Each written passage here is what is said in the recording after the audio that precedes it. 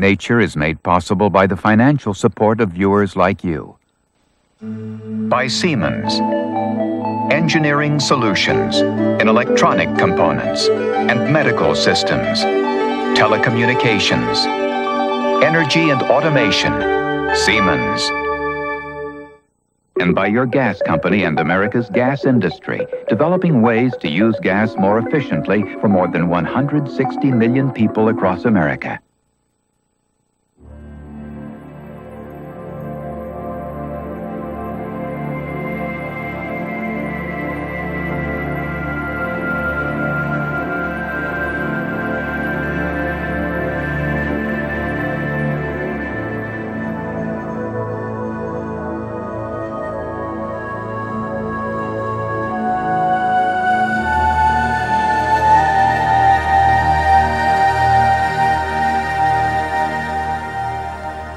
This is the sort of dense African vegetation that's home to the mountain gorilla, the world's largest primate, the rarest of all the great apes, and one of man's closest living relatives.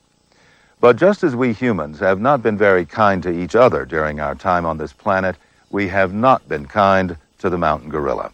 We've persecuted it, kidnapped it for our zoos, and shot it just for sport.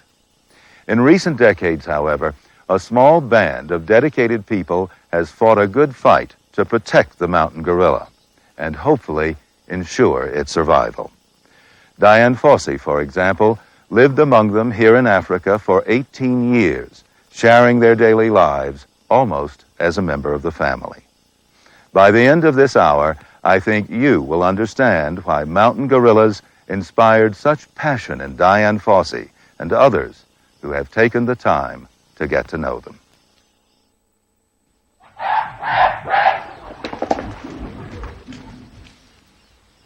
There are less than 400 mountain gorillas left in the world. The mountain gorilla may become extinct within the same century as it was discovered.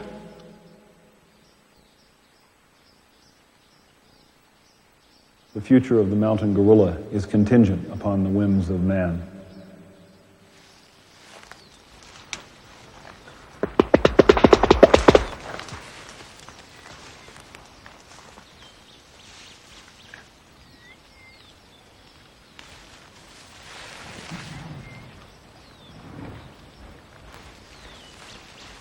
Since these animals are among our closest relatives, their relationships are, in their way, as intricate as ours, and their family groups have strict hierarchies.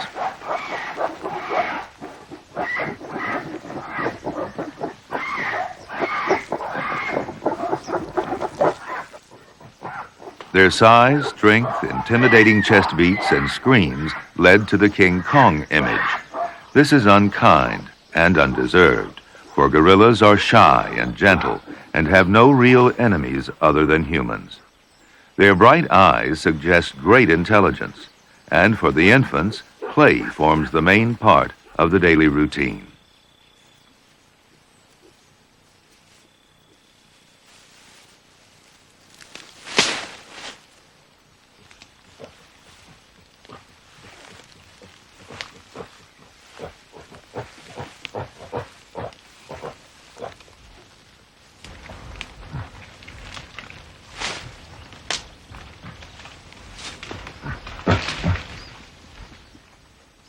This is not the lowland gorilla, which lives in the rainforests of West and Central Africa and numbers in the tens of thousands. This is the rare mountain gorilla, larger, with thicker fur, and only discovered at the turn of the century. There may never have been thousands of these gorillas. Their range is too limited. At the last count, there were approximately 300 left in the Virungas, and less than 200 in Uganda, perhaps half as many as there were only 30 years ago. Unlike chimpanzees, the other African apes, gorillas are almost completely vegetarian. They need only to stretch out an arm to reach something succulent to eat.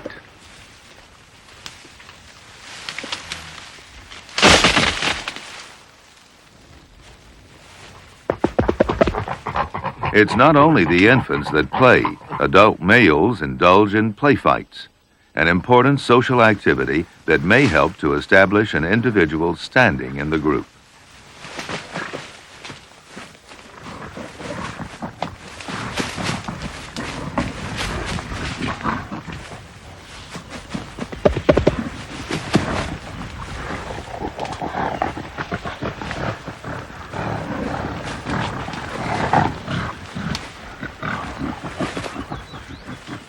This silverback male, the leader of the group, finally gets the better of the younger blackback male and reinforces his dominant status.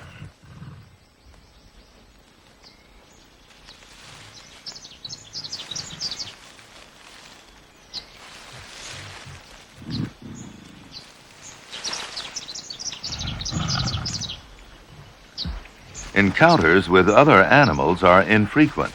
A chameleon, one of only 2 reptiles found here, elicits more than just passing curiosity.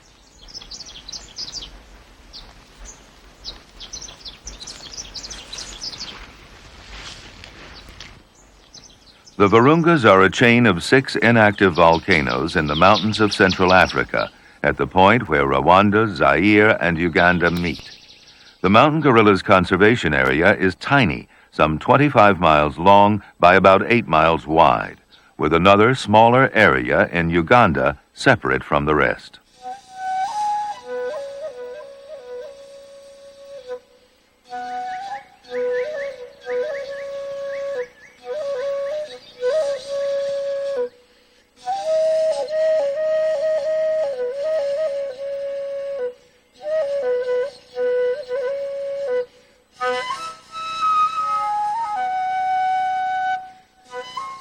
The gorillas range through beautiful montane forests, bamboo, and alpine meadows up to 13,000 feet, areas that provide a huge variety of food plants.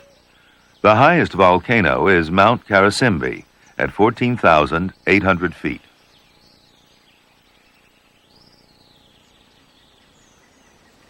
Serious study of mountain gorillas didn't begin until 1960, when George Schaller logged about 460 hours of observation. Then in 1967, Diane Fossey started an eventful 18 years of work. At first, she was at Kabara in Zaire. Later, she set up a research station in the Parc des Volcans in Rwanda, in the saddle area between volcanoes Karisimbi and Visoki. She put these words together to create the name Karisoki for our camp. Fossey was the first scientist to be totally accepted by the gorillas. Every morning when starting out for work, I really didn't know what the day's observations would bring. The gorilla only had known humans in the form of poachers or herdsmen. Therefore, it was easy to understand their initial fear and apprehension when I first sought to make contacts with them. These days were a bit frustrating. Finally, I was rewarded by a different type of response. Termed response behavior, it was meant to intimidate, with chest beats and vocalizations.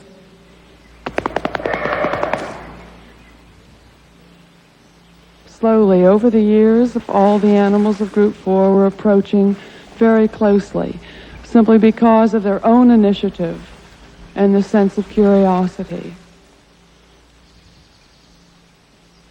To have finally been accepted by the wild gorillas was its own reward, and the thrill of each day's contact is one that will never diminish.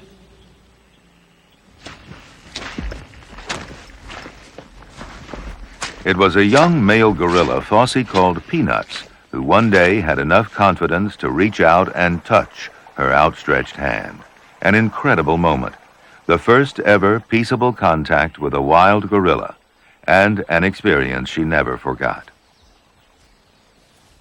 At Karisoki, she had to come to terms with solitude in the rugged surroundings, sharing the trees and meadows with the animals that freely wandered around her camp.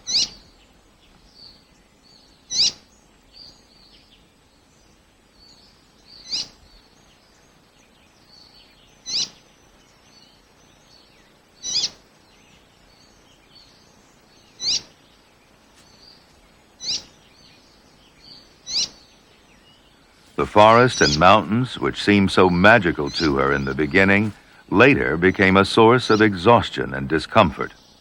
Ill health plagued her for the last 10 years of her work, and days, weeks, even months passed by without any visits to the gorillas that she loved. Just behind her cabin, she made a graveyard for the gorillas that either died of natural causes or were killed by poachers.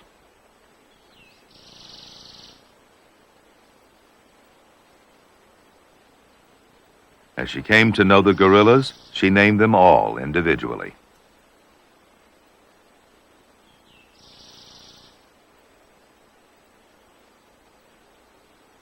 Over Christmas 1985, Diane Fossey herself suffered a violent death. Her body was laid to rest alongside those of Mawelu and Digit.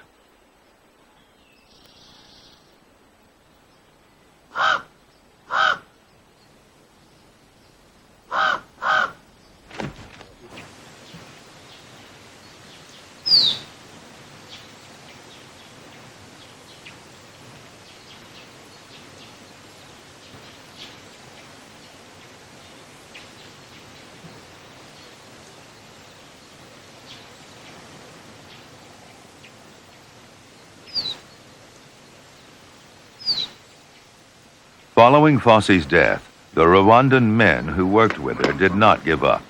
They kept Karasoke open as a research center, running the camp, manning the anti-poaching patrols, and tracking the guerrillas.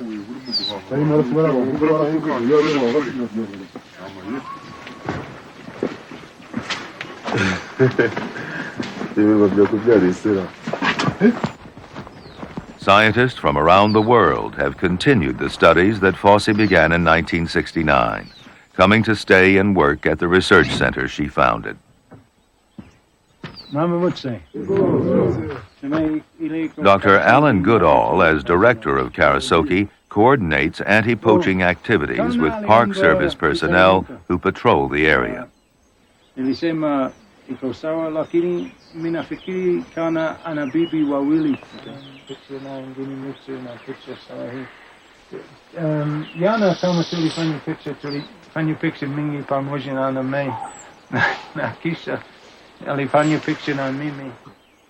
But the primary focus of the work at Karasoke is long-term research on the gorillas and the ecology of the park.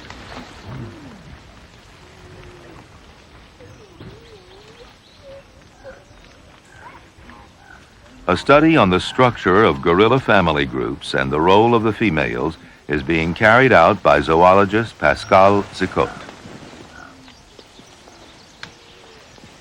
This is one of my study group. It is unusually large. It contains 25 individuals. In this group, you have 2 silverbacks. You have also several females with their offsprings.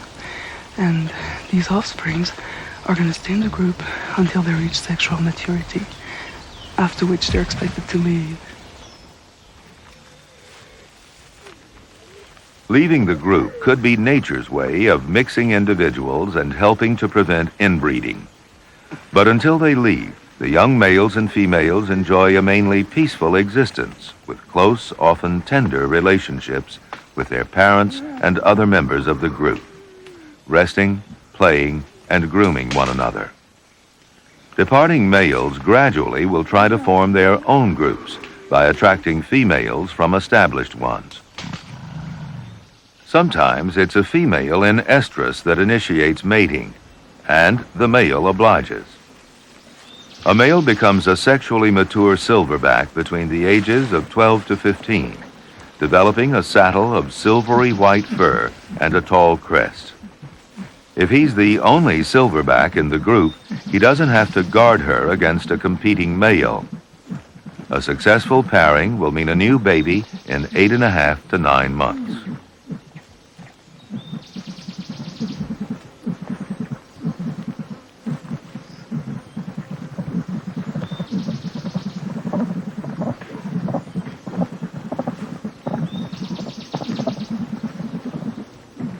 Her older offspring, still eager for attention, will have to move aside for the new infant. Gorillas feed on more than 70 kinds of plants. They usually go for the leaves, shoots, and stems, often stripping off the outer layer to reach the pith. But they also eat fruits, bark, roots, and even dirt, sometimes combining some of these together to make a sort of mixed salad.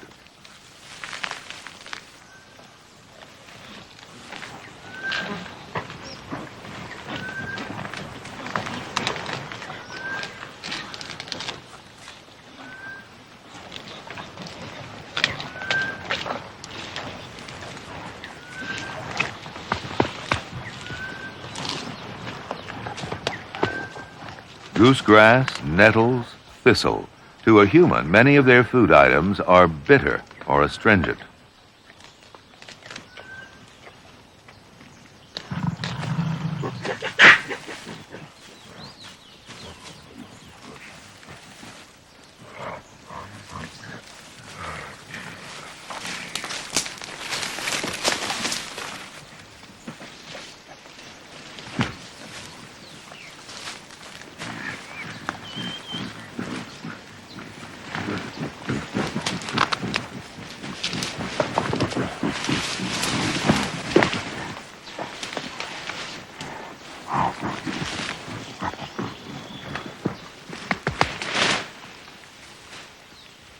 Occasionally, they also eat each other's dung, an important source of microbes that produce essential vitamins not available from plants. And one further source of food is devoured with gusto. Though gorillas have been known to look for grubs and snails, only rarely have they been seen eating ants. This is the first time this unusual behavior has been filmed.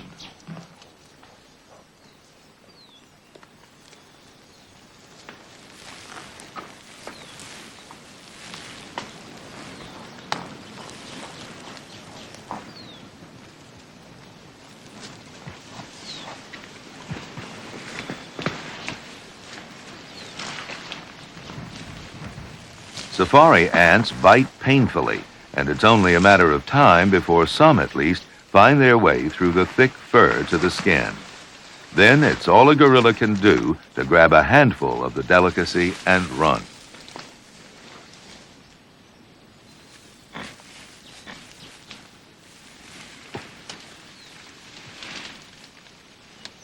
The gorillas range throughout the volcanoes, and it's part of the research at Karasoke to make daily checks on the whereabouts and welfare of 3 of the groups. One of these, of which Peanuts is the leader, is on Mount Karasimbi at a height of almost 13,000 feet. After that first magical encounter with Diane Fossey, Peanuts went on to become a silverback. Now he's with his group in the subalpine zone. Up here, the vegetation is completely different, and some of the plants become giants.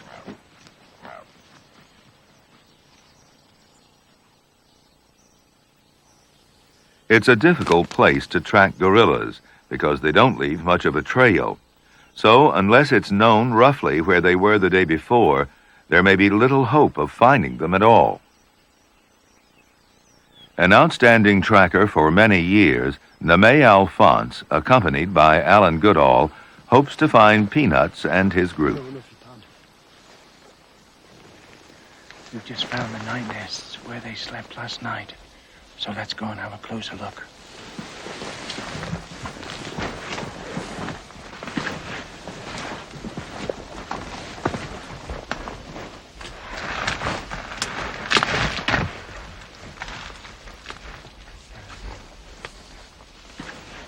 It may seem a strange habit, but gorillas always defecate inside their nests.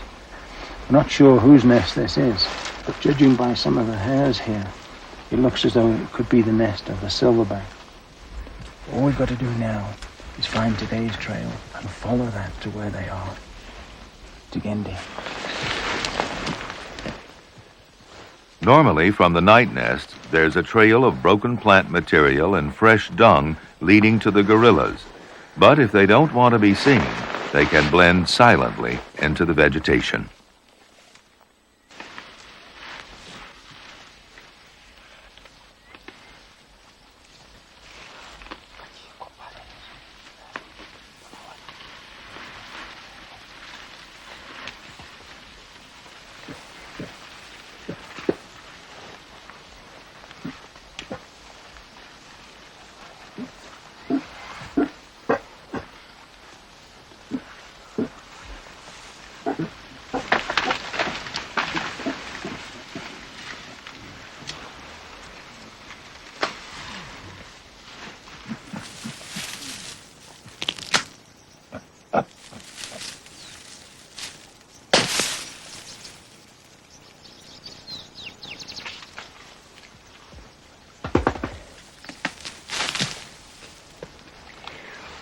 Although we're just south of the equator, it can be quite cold up here because we're at an altitude of about 4,000 meters.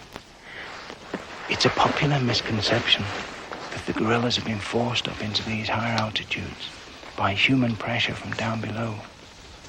But actually they've evolved up here in these mountains and are very well adapted. Their coats, their hairs are much thicker than those of lowland gorillas. They come up here to feed on the giant senecio vegetation and the giant lobelias. Normally they only spend a few days up here feeding on this vegetation. But what's so unusual about this group is that they've been up here for over a month.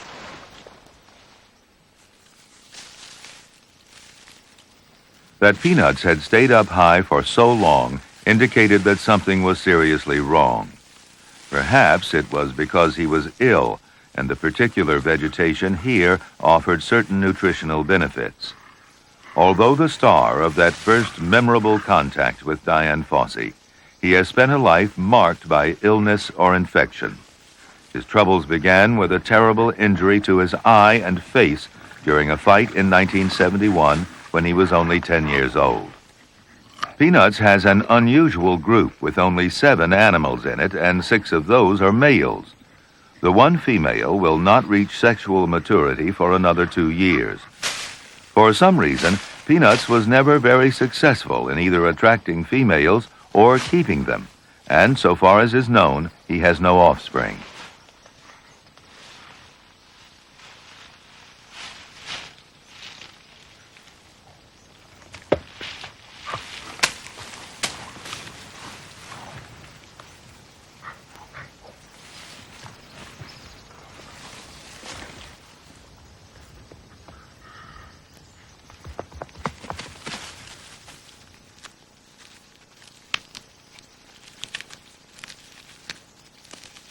Normally, gorilla groups move often enough to avoid serious impact on any one patch of vegetation.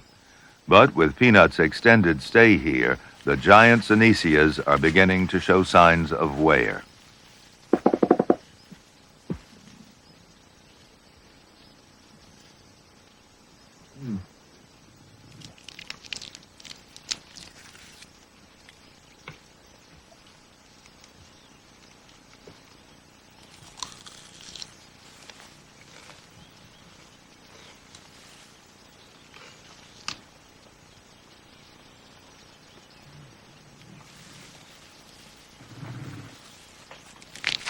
These plants are very old and regenerate very slowly. It's Peanuts' odd behavior that's causing his group to restrict themselves to this one small area.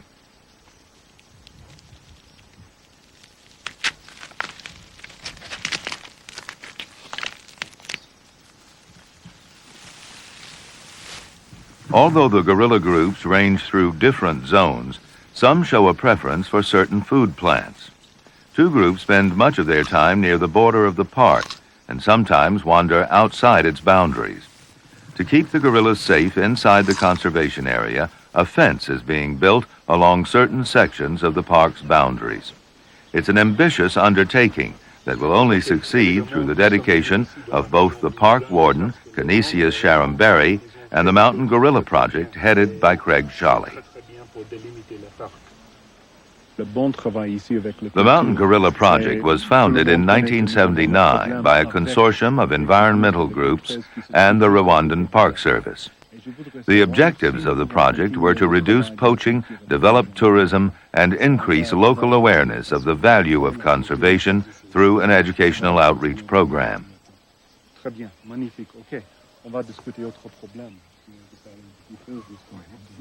The fence symbolizes the cooperation between the project and the local people. It prevents animals, such as buffalo, from damaging crops, and it also deters people from entering the park to cut firewood or to poach antelope. Rwanda is densely populated, so there is great pressure on the land, particularly here near the volcanoes where the soil is so rich. Many of these local people may never see the gorillas that live on their doorstep, and it's difficult to know how to convince them that they should not use the park's land to grow the crops they need to feed their families. How can they understand why the gorillas should have so much land when they have so little? And explanations are not made easier by the presence of the European-funded pyrethrum plantation, a development project that was granted 4/10 of park land for the production of insecticides. Yet in spite of all this, many Rwandans do believe in their park and have on occasion responded generously in their support of its conservation.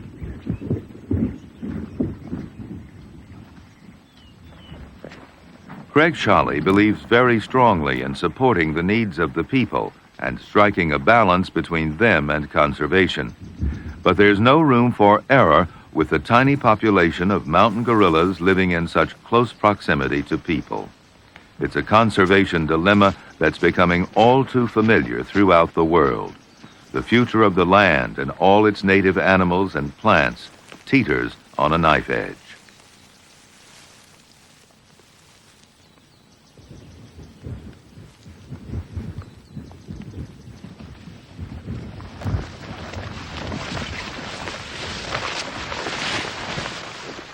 This particular part of the forest is an interesting place. 4 years ago, there were cattle grazing here. It was part of a cattle project used by the Rwandan government. A year before that, there were gorillas ranging here. Realizing the importance of the forest to the gorillas, we convinced the local community to donate the land back to the park. Now gorillas are ranging in this area again. 55 hectares have been reclaimed.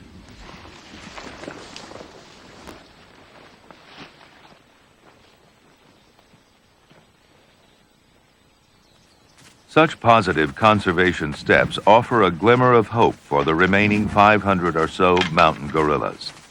The bamboo that was cut will regenerate. More bamboo shoots. For some groups, a favorite food. The gorillas are remarkably consistent in their tastes. Most of their diet consists of foliage of herbs, vines, and shrubs, which are available all year round.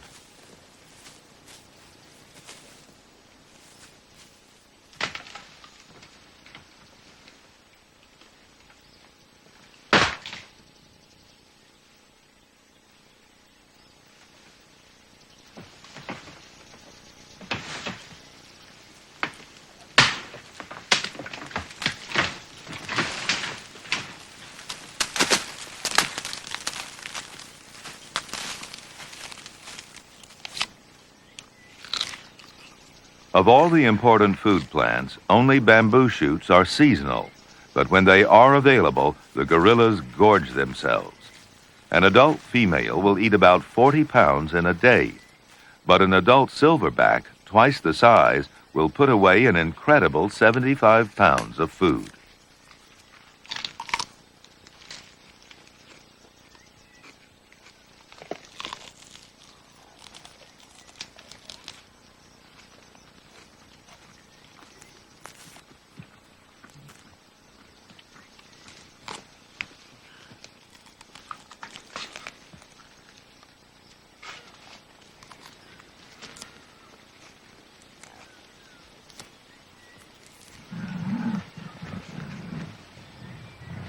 It's no wonder that gorillas have pot bellies and occasional digestive problems.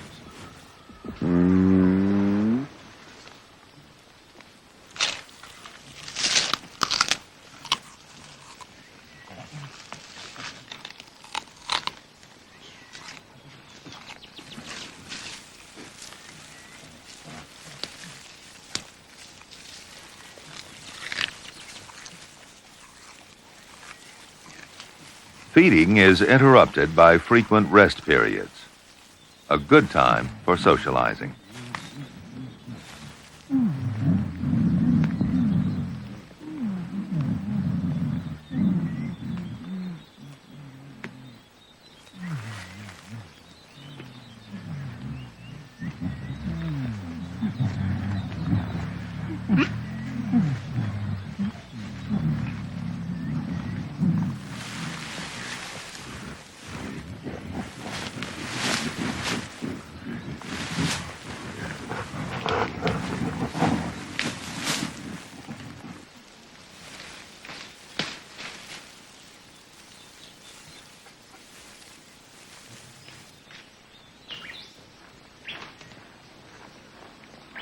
Today we're on the slopes of Mount Karasimbi.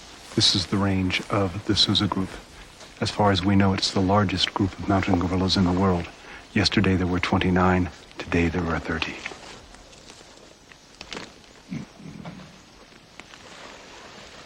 In all the years that people have been studying mountain gorillas, no one has ever observed a birth in the wild.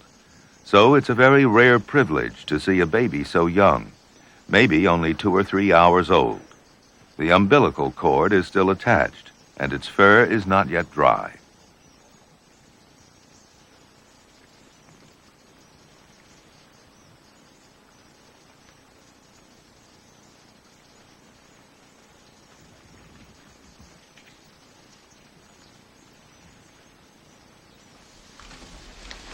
The birth of this new baby came as quite a surprise to me this morning. In addition to this female, there are several other females in the group that may be potentially pregnant. Also, there are 2 large adult silverbacks, both of whom share leadership responsibilities. But in the future, there may be a dilemma. Because of that, the group may split. We sit back and wait and watch the dynamics of the group and wonder what will happen.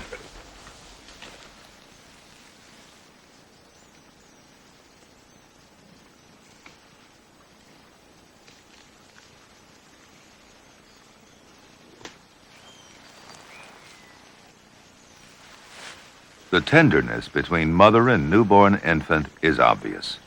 It's not her first baby. She's experienced and quite high-ranking in the group, which will increase the new infant's chances of survival.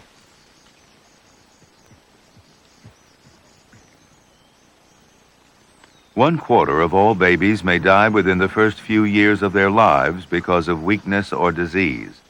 A first-time mother can lose her baby by not being able to produce enough milk. Happily, though, there is no such problem for this one.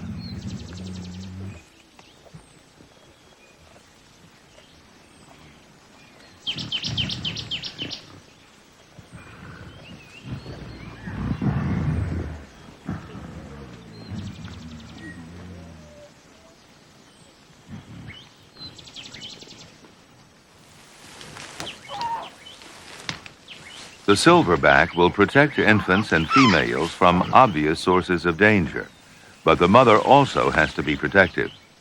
New infants attract a lot of attention from the other gorillas, and if she's not careful, the baby could be injured or killed through rough handling by other members of the group. They may only want to touch the baby, but even that is just not allowed.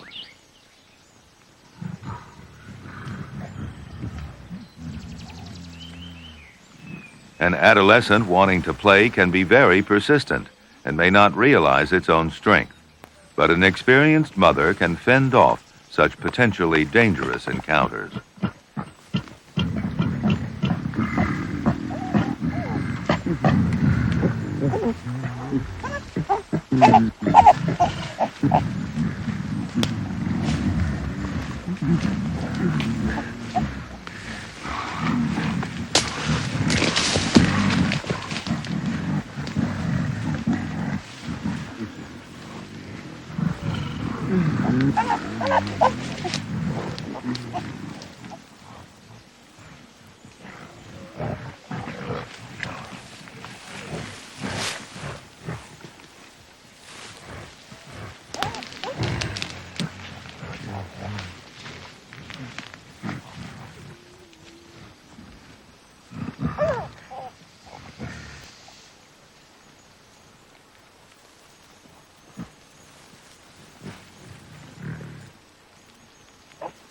It's remarkable that a population so small has not yet shown serious signs of inbreeding.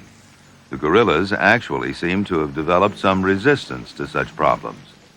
But if their numbers decline any further, inbreeding could pose a threat to the entire population.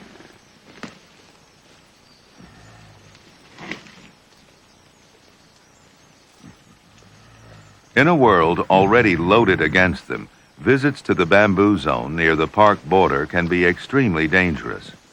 It's here that poachers set their traps, using springy stems to power snares, which they set primarily for 2 kinds of antelope, bushbuck and duiker. To help the guerrillas, experienced anti-poaching teams run daily patrols through the forest.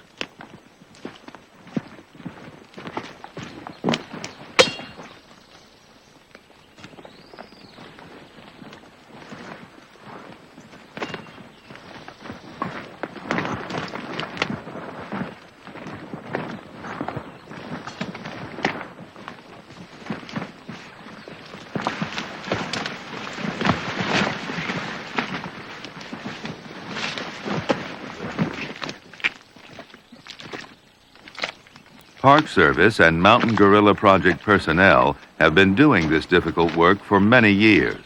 They have an amazing ability to spot snares, often set in lines along animal trails.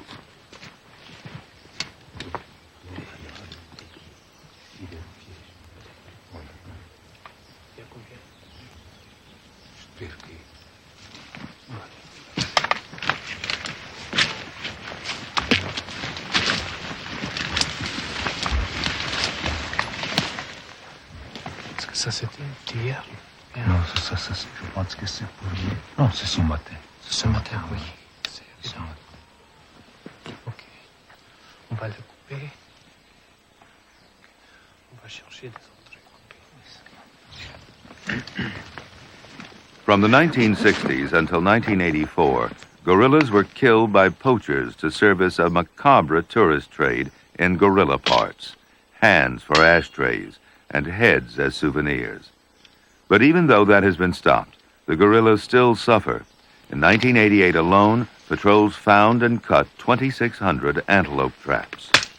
Gorillas have been removed from snares and treated. Some survive, but a snare inflicts a terrible wound. It can cost a gorilla a hand, and death may follow if gangrene takes hold.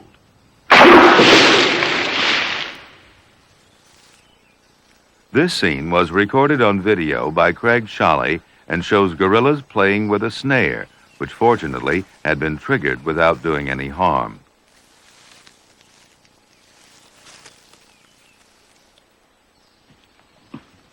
This male was lucky.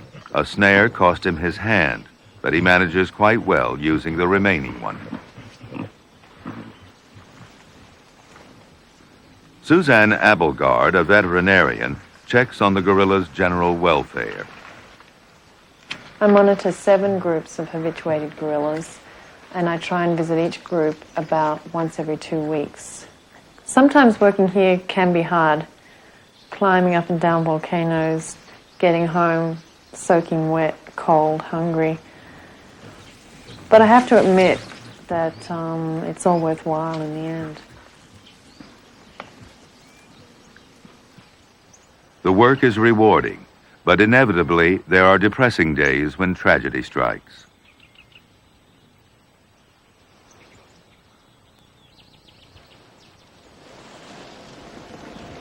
Look at the baby. I can see the baby. It definitely looks like it's dead. Yeah, there doesn't appear to be any movement there whatsoever.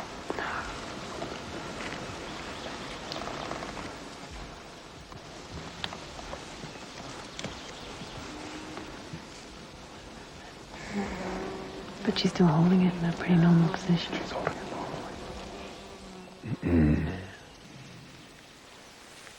Mbele, a young female, has had her first baby and lost it. It was just 4 days old. It's a sad day when a gorilla dies. When a mother loses a baby, it is quite normal for her to continue carrying the body as if it were still alive for 2, even 3 days. Craig and Suzanne stay with her, hoping to collect the body for an autopsy if she drops it.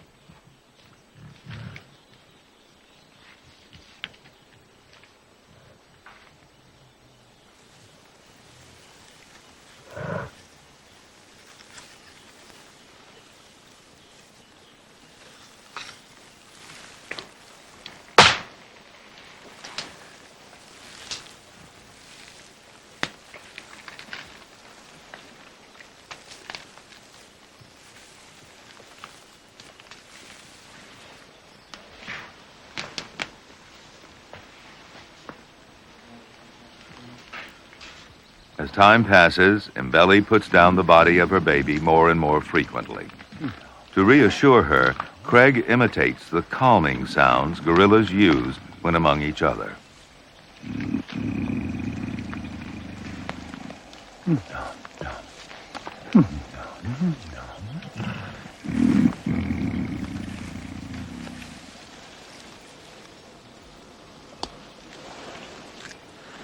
She seems to be feeding now, so maybe we should just stay back a bit and not push her too much. I would agree, absolutely. Yeah. We should probably stick by her for a while, though, and see if we can recover the body. So I can do an examination back at the lab and try and find out why it died. The autopsy revealed severe injury and internal bleeding as the cause of the baby's death. Mbeli was possibly too submissive to protect her baby from the eager attentions of the other gorillas, and it seems likely that the baby died as a result of injury by another group member.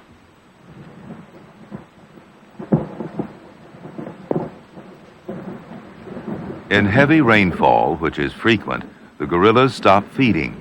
The adults sit motionless, but sometimes the infants can't contain themselves.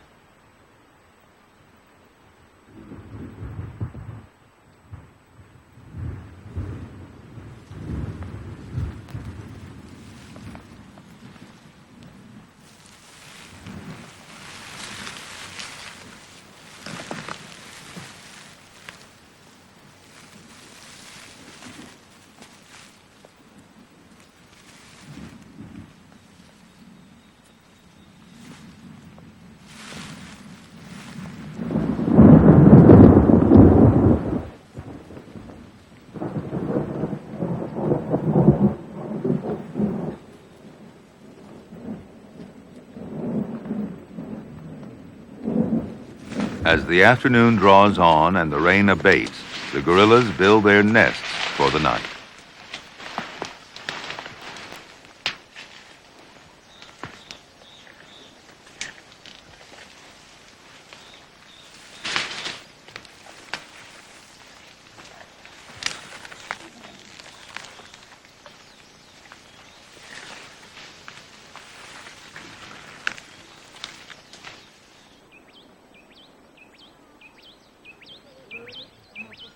And as dusk falls, local villagers gather in a square to see a film about gorillas. It is part of the conservation education program organized by the Mountain Gorilla Project, the Park Service, and the U.S. Peace Corps. It's a popular and regular event designed to arouse interest in the park and its animals, and to keep the people up to date with any news.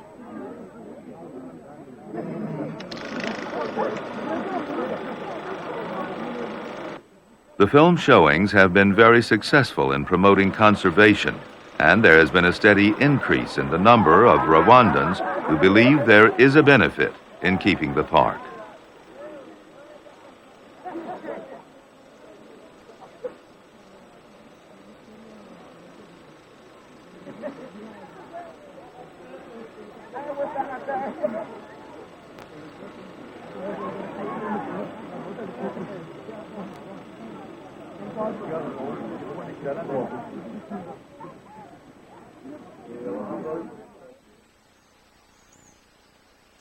Dawn over Makeno.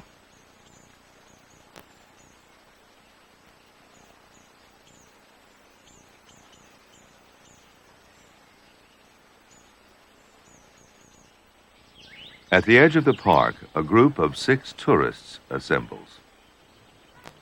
For simple behavior in the forest and also behavioral things with the gorillas. Right here is the limit of the park and the forest. Once we go into the forest, we ask you to talk softly. Obviously, the quieter we are, the better chances there are of seeing other wildlife, such as duiker, bushbuck, buffalo, maybe some golden monkeys, and a wide variety of bird life.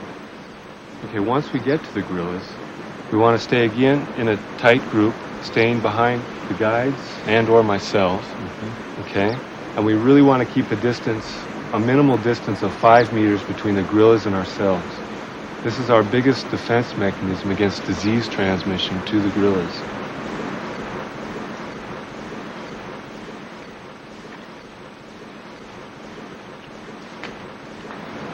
gorillas are closely enough related to us that they're very susceptible to human diseases, but yet they are not at all resistant. In addition, at 5 meters, we are not imposing upon the gorillas, so it allows you a better chance to see their natural behavior.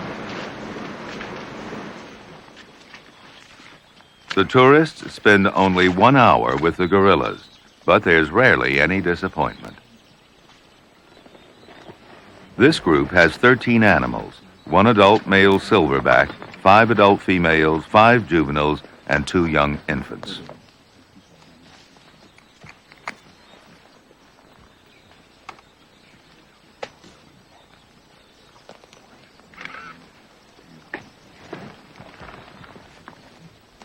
The tourists are helping gorilla conservation by bringing money to the park. Little do the gorillas know that by tolerating the visitors, they are safeguarding their future, for they are now a valuable asset to Rwanda. The hour expires, the tourists depart, and the forest belongs to the gorillas once more.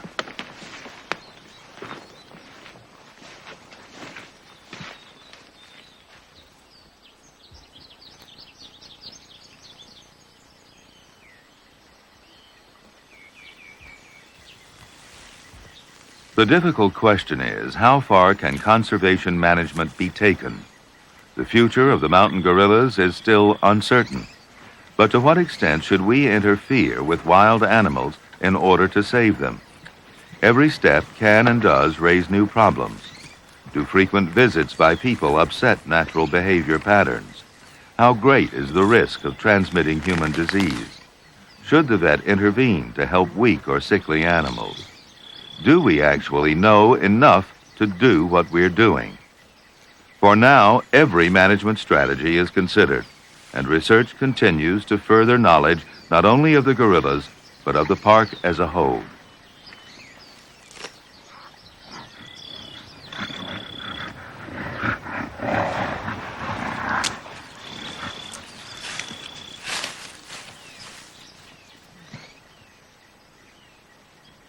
Andrew Plumtree is a research biologist based at Karasoke.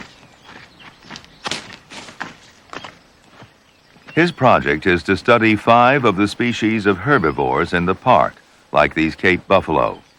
He monitors their impact on food plants to find out how much they compete, especially with the gorillas.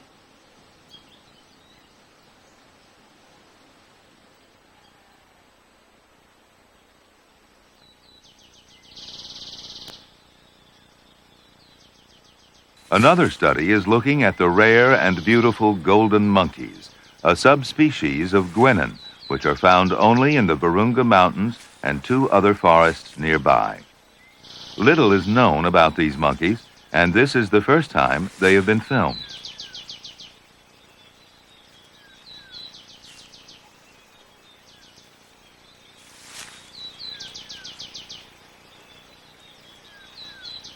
Shane Parkhill has spent months trying to get close enough to them to find out about their feeding habits. The golden monkeys eat, among other things, bamboo shoots, just as the gorillas do. But so far, competition does not seem to be a problem. Bamboo is so plentiful that there is enough for both the gorillas and the monkeys.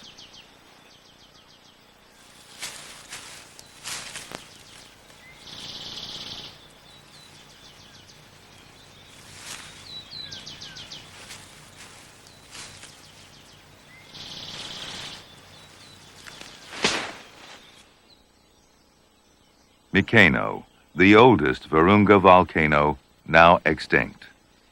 But 2 other volcanoes are still active, and there are signs to suggest that volcanic activity in the whole region is increasing.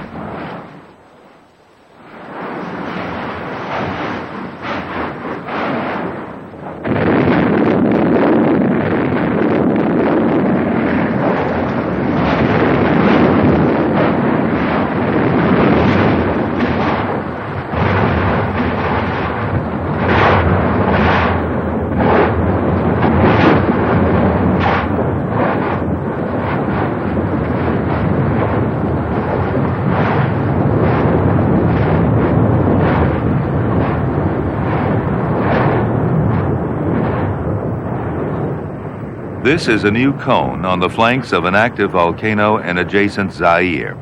It erupted in May 1989, and the previous major eruption in the area was only 2 years before. No gorillas live here.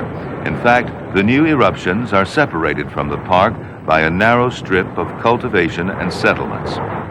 An eruption inside gorilla territory could, in the short term, devastate their population. In the long term, the eruptions outside the park theoretically could increase the natural area. But for now, the park exists as an island in an ocean of human settlement.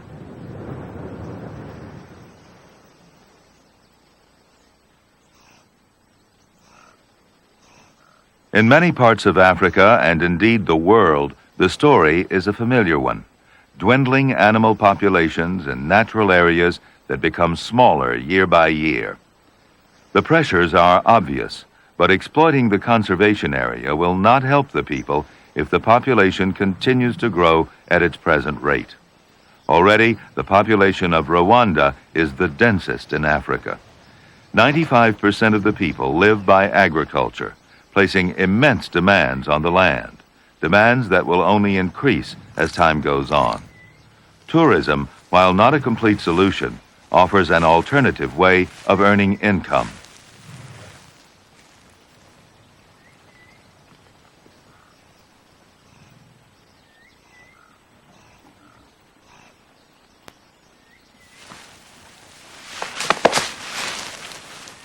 Part of the appeal and presence of these gorillas is the fact that they are so close to us. In their family lives, their lifespan of 50 to 60 years, their inquisitive intelligence. Peanuts, the first wild gorilla to reach out and touch a human hand in curiosity and friendship. His gesture of acceptance so many years ago has helped to change forever the way humans feel about gorillas, a change that is the best hope for their future.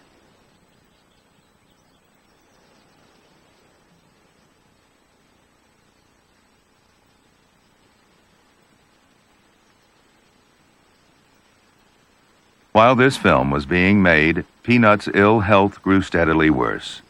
His group remained with him in the high subalpine zone as he became weaker.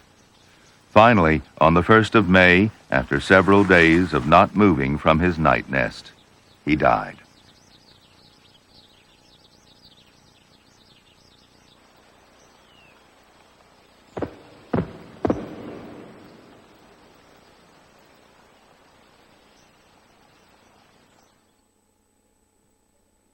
Nature is made possible by the financial support of viewers like you, your gas company, and the gas industry, meeting America's needs by providing abundant supplies of clean natural gas for this generation and for generations to come. And by Siemens Engineering Solutions in electronic components and medical systems, telecommunications, energy, and automation. Siemens.